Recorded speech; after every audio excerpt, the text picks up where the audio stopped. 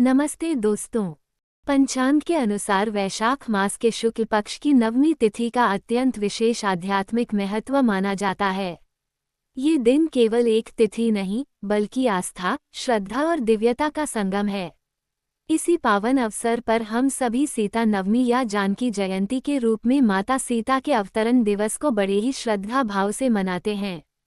ये दिन नारी शक्ति, त्याग, पवित्रता और सहनशीलता का प्रतीक है, जो हर युग में मानव जीवन को दिशा देने का कार्य करता है।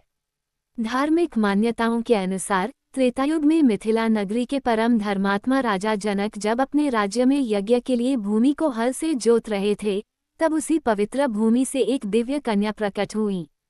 वह कोई साधारण बालिका नहीं थी, बल्कि स्वयं माता लक्ष्मी का अवतार थी, जिन्हें हम आज माता सीता के रूप में पूजते हैं। इस अद्भुत घटना के कारण उन्हें भूमिजा और जनकनंदिनी भी कहा जाता है। यही कारण है कि सीता नवमी का दिन विशेष रूप से पवित्र और फलदायी माना जाता है। वीडियो को अंत तक जरूर देखें, क्योंकि आगे हम आपको बताएंगे। साल 2026 में सीता नवमी की तिथि को लेकर लोगों के बीच थोड़ा भ्रम देखने को मिल रहा है। लेकिन पंचांग के अनुसार किसी भी व्रत या त्योहार का निर्णय उदयातिथि के आधार पर किया जाता है। यानी जिस दिन नवमी तिथि सूर्योदय के समय विद्यमान रहती है, उसी दिन सीता नवमी मनाई जाती है। इसलिए इस वर्ष सीता नवमी का सही दिन जानने के लिए उदयातिथि को ध्यान में रखना अत्यंत आवश्यक है। सही तिथि पर व्रत और पूजा करने से ही पूर्ण फल की प्राप्ति होती है। इस पावन दिन पर माता सीता की पूजा करने से घर में सुख शांति, समृद्धि और वैवाहिक जीवन में मधुरता आती है। विशेष रूप से विवाहित महिलाएं अपने पति की लंबी उम्र और सुखी दाम्पत्य जीवन के लिए यह व्रत रखती हैं।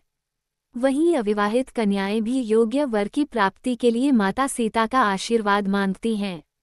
ऐसा माना जाता है कि सच्चे मन से की गई पूजा से माता सीता अपने भक्तों की हर मनोकामना पूर्ण करती हैं। पूजा विधि की बात करें तो इस दिन प्रातःकाल जल्दी उठकर स्नान आदि से निवृत्त होकर साफ सुथरे वस्त्र धारण करें। घर के मंदिर या पूजा स्थल को गंगाजल से शुद्ध करें और एक चौकी पर लाल या पीला वस्त्र बिछाकर माता सीता और भगवान राम की प्रतिमा स्थापित करें। इसके बाद धूप, दीप, पुष्प, रोली, अक्षत आदि से विधिवत पूजा करें। माता सीता को विशेष रूप से फल, मिठाई और पंचामृत का भोग अर्पित करें। पूजा के दौरान सीताराम नाम का जाप करना अत्यंत शुभ माना जाता है। इस दिन रामायण का पाठ या सीता जी से संबंधित कथा सुनना और सुनाना भी बहुत पुण्यदायी होता है। यदि संभव हो तो सुंदरकांड या रामचरितमानस का पाठ करें, जिससे घर का वातावरण सकारात्मक ऊर्जा से भर जाता है। पूजा के अंत में आरती करें और प्रसाद सभी परिवारजनों में वितरित करें। सीता नवमी का महत्व केवल धार्मिक ही नहीं, बल्कि सामाजिक और नैतिक दृष्टिकोण से भी बहुत बड़ा है। माता सीता का जीवन हमें सिखाता है कि विपरीत परिस्थितियों में भी धैर्य, मर्यादा और सच्चाई का साथ कभी नहीं छोड़ना चाहिए।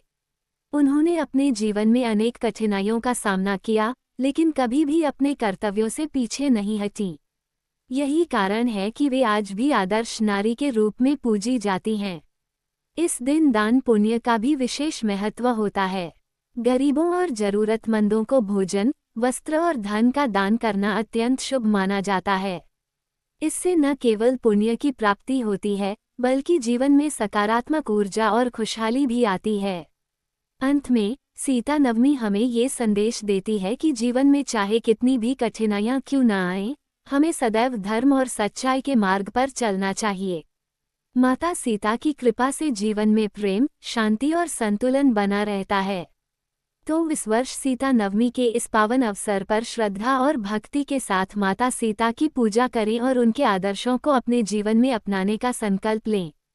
यही इस पर्व का सच्चा महत्व है।